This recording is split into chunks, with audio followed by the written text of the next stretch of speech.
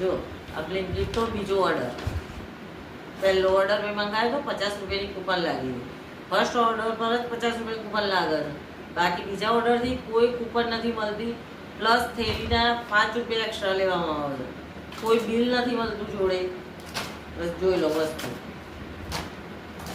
વસ્તુ કમ્પ્લીટ છે, પણ એના ડબલ ભાવ.